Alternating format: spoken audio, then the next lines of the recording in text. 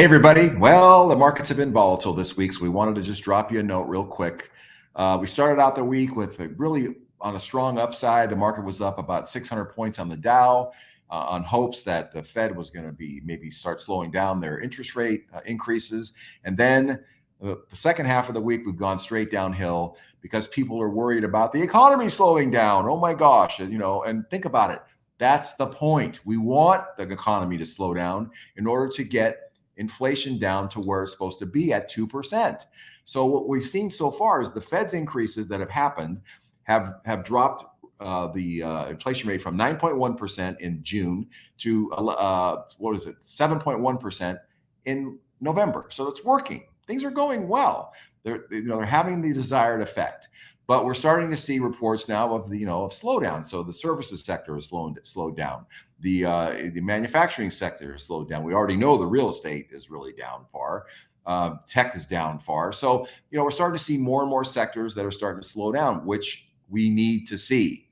Everybody's freaking out about it, but it has to happen in order to get inflation down. What's still the kind of missing link here is that the labor market has still been really strong. The rates, we had about 263,000 new jobs created last month, which we need to get the labor market slowing down and losing jobs. I know these are horrible things to be talking about, but they are the components to having slower inflation.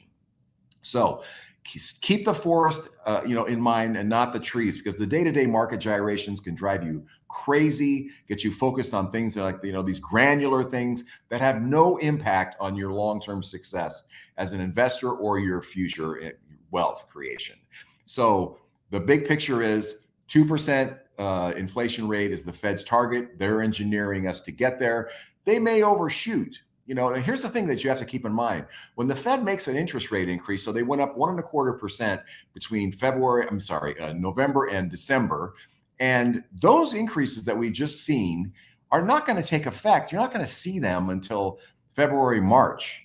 So they make these tweaks, and then they're just hoping to see what they want to see down the road. It's like if you and I were driving our car, and to be able to turn into our driveway, we had to turn the steering wheel 2 blocks ahead of time. So that and you can just imagine how hard that would be, right? That's the Fed's task. It's a very inexact science, but that's just what they have to do. So if they overshoot and they, and don't get hung up on the, around the recession word either. We're going to slow the economy down. If they slow it down a little too much, then they can lay off the interest rate increases and even start dropping them. So they have tools. We're not seeing, horrible things to be really worried about. We're not seeing hyperinflation that's getting worse and worse and worse. It's coming down as it should.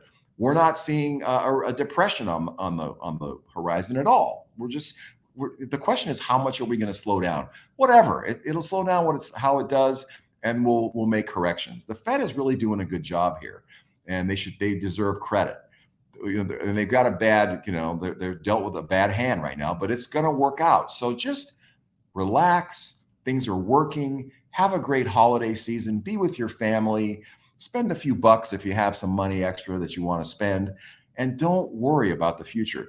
They're saying next year the economy is going to be worse. It better be. We need to see the economy slowing down. That's actually worse in our case equals better, because we need to see. It's like you have to stay in bed for a couple of weeks if you get COVID, right? I mean, it's just how it goes. So we need to stay in bed with the economy, so to speak. That's my analogy, and we'll come out of it stronger. It'll be fine. So don't get wrapped around the axle about what's going on day to day. Things are going to work out. Have a great Christmas or holiday season, and we'll see you on the other side. Take care.